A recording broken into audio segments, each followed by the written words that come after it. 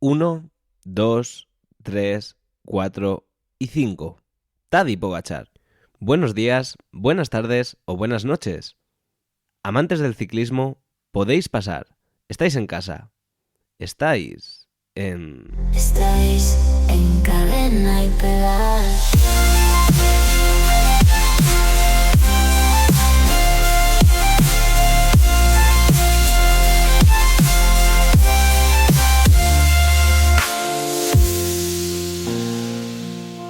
Y recuerda que puedes seguirnos en redes sociales, TikTok e Instagram, @cadena.y.pedal, Facebook, Twitter y YouTube, @cadena y pedal.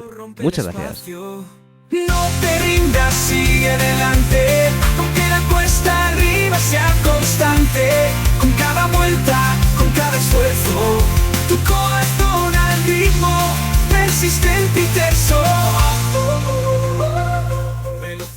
Buenas, ¿qué pasa, grupeta? Pues vamos ya con el análisis de la 16ª etapa de este Giro de Italia, etapa llena de incertidumbre. Recordemos que esta era la etapa que se modificó desde el Stelvio por riesgo de avalancha, pero es que finalmente hoy ha tenido que ser recortada debido a las condiciones climatológicas. De salir entre las 11:30 y 12 menos cuarto que se pensaba salir, se ha terminado dando comienzo a la etapa a las 2:30 de la tarde y pasando de los 206 kilómetros iniciales a los 118 kilómetros que finalmente se han disputado. Tras reunirse los corredores y organizadores, se tomaba esta decisión no exenta de polémica y los equipos desplazaban a sus corredores en coches hasta el nuevo punto de salida. Por consiguiente, ya no se pasaría por el Giorgio di Santa Maria o Paso del Umbrail, cima copi de este Giro situado a 50 kilómetros del arranque y con una altitud de casi 2.500 metros. Esto era lo que estaban exigiendo los corredores y equipos previa a la salida para no plantarse. En conclusión, finalmente, la carrera salía desde Lhasa a las 2:30 de la tarde, hora española, y con un recorrido de 118 kilómetros. 4 abandonos en el día de hoy: Kente Viernas del Arkea tras caerse el domingo en ese descenso al Mortirolo, Dani Van Poppel del Bora, Benjamin Thomas del Cofidis y Vandenberg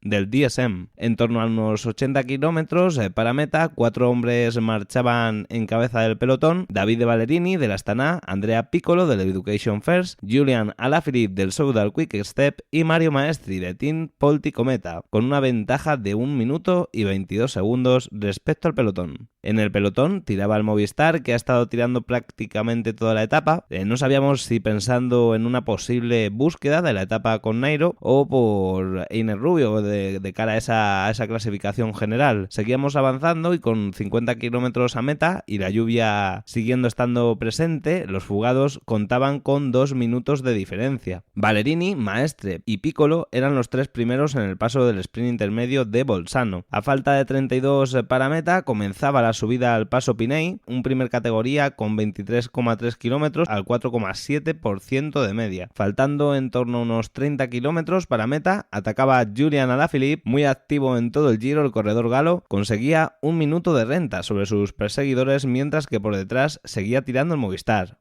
En el paso por el Intergiro pasaba en primer lugar Julian Alaphilippe, segundo Ballerini y tercero Fiorelli, al igual que la meta volante a 20 de meta, y que también pasaba en primer lugar D'Artagnan, en este caso con segundo lugar Andrea Pietrobon y tercero Davide Ballerini.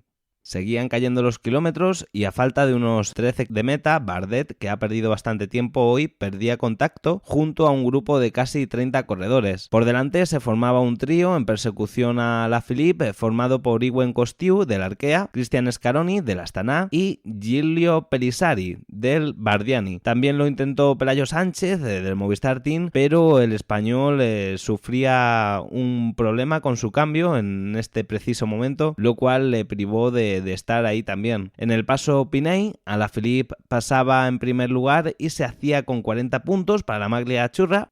Scaroni pasaría en segundo lugar haciéndose con 18 puntos y sería quien finalmente porte mañana la Maglia Azzurra, ya que se colocaría en la segunda posición de esta clasificación, y tercero pasaría Pellizzari, que se llevaría las gafas y el maillot de Pogačar en el día de hoy. En la subida al monte Pana, Pellizzari, Costiu y Scaroni daban caza a Alaphilippe y por detrás, en el pelotón, Rafał Majka comenzaba a poner ritmo. A falta de 3 kilómetros para meta, cedía Julian Alaphilippe y los tres fugados contaban con unos 30 segundos aproximadamente respecto al pelotón. Prácticamente y sin atacar, tras el increciendo de ritmo de Rafał Majka, se iba Pogačar por delante sin que nadie pudiera seguirlo. Finalmente superaba a los fugados sin apenas dificultad y entraba en meta glorioso, deslumbrante, como él mismo indicaba con la mano, 1, 2, 3 y la quinta victoria para él en este Giro de Italia. Increíble actuación la del pequeño príncipe, que demuestra ser un caníbal una vez más. Y de nuevo buen gesto cuando tras llegar a meta a Pellizzari le pidió sus gafas y el pequeño príncipe se las dio junto a su maillot. Brutal lo del esloveno, que vaya Giro se está marcando.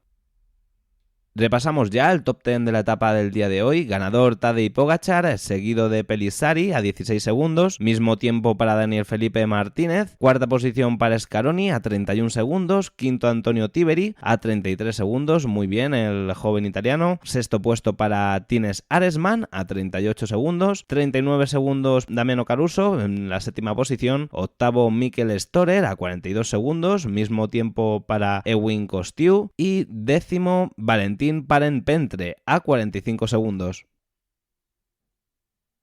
En lo que respecta al top 10 de la general, en ese baile de la clasificación general, encontramos a Tadej Pogačar más líder aún, colocándose en segunda posición y adelantándose en ese baile que tienen ambos. Se coloca Daniel Felipe Martínez a 7.18 de Poggi y seguido de G. Thomas a 7.40, Ben O'Connor en cuarta posición a 8.42, quinto Antonio Tiberi a 10.09, sexto para Tines Aresman a 10.33, séptima posición para Romain Bardet a 12.18, octavo Filippo Zana a 12.43, noveno Einer Rubio a 13.09 y cierra el top 10 de la clasificación general Jan Hert a 14.07.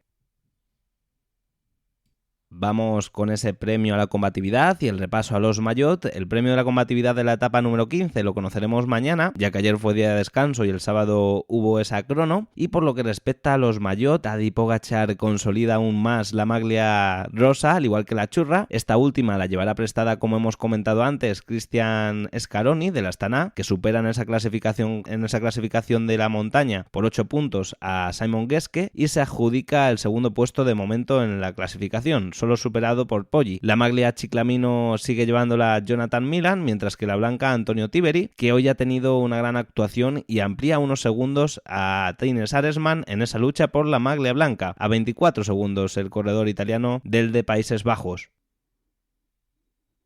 En cuanto al dato curioso del día de hoy, veíamos hoy esos problemas que ha tenido Pelayo Sánchez con el cambio, una pena que seguro que le ha supuesto un esfuerzo extra al joven corredor y ganador de una etapa en este Giro de Italia del Movistar, y comentamos esto ya que el dato de hoy es la inclusión del cambio electrónico en el ciclismo profesional. El cambio electrónico se introdujo en el ciclismo profesional de carretera a principios de la década de 2010 y su uso se ha ido incrementando gradualmente desde entonces. Shimano fue la primera marca en lanzar un sistema de cambio electrónico para bicicletas de carretera, y aunque al principio, debido a su alto coste y la reticencia al cambio de algunos ciclistas profesionales, finalmente ganó popularidad en el pelotón profesional. Algunos hitos importantes fueron en el 2012 el equipo Garmin Cervelo, que fue uno de los primeros en adoptarlo, en el 2015 el lanzamiento de RAN y de su sistema inalámbrico, y para la temporada 2016 la mayoría de los equipos World Tour habían adoptado sistemas de cambio electrónico, ya sea Shimano DI2 o SRAM y TAP. En 2019, Campagnolo también lanzaba su variante. A día de hoy se estima que más del 90% de los ciclistas profesionales en las principales carreras utilizan sistemas de cambio electrónico, ya que ofrecen una mayor precisión, facilidad de uso y mayores opciones de personalización en comparación con los sistemas mecánicos tradicionales.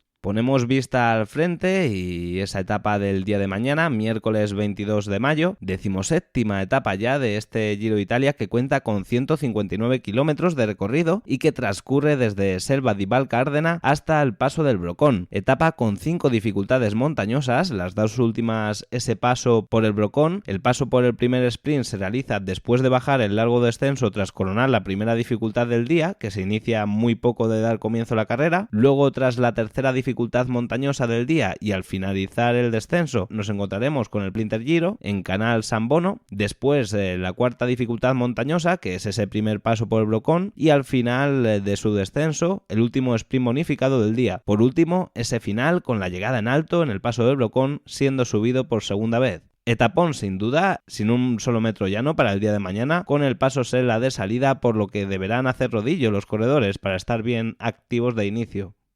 Bueno, con esto llegamos al final del día de hoy, con una gran etapa, pese a ese eterno debate, ¿no? De si bien, mal, por parte de la organización, pero esto es lo de siempre. Como aficionados queremos todo, ¿verdad? Vivir esa emoción, ese espectáculo, esas gestas a la heroica, pero claro, luego también hay que tender a la organización y a los organizadores sobre los que recae esa culpabilidad de si pasa algo o deja de pasar, y por supuesto también a los propios corredores, que al final son los que se juegan el tipo. Yo pienso que no ha estado mal tomada la decisión por parte de la organización, que ha tratado de aguardar hasta el último momento por ver si finalmente se podía o no realizar con el recorrido íntegro, y tras ver que su planteamiento inicial, que sería el que seguramente habrían querido realizar, no iba a poder ser, pues bueno, han reculado y en un llamamiento a la lógica y a la coherencia, pues han optado por la decisión más cauta, oyendo la petición por parte de los corredores. Sí es verdad que, claro, obviamente dentro de haber tenido una gran jornada en el día de hoy, previsiblemente o en principio, porque esto siempre son cábulas y especulaciones, si se hubiera podido realizar este recorrido íntegro de 206 kilómetros, pues habría sido más potente aún, ¿no? Nunca lo sabremos,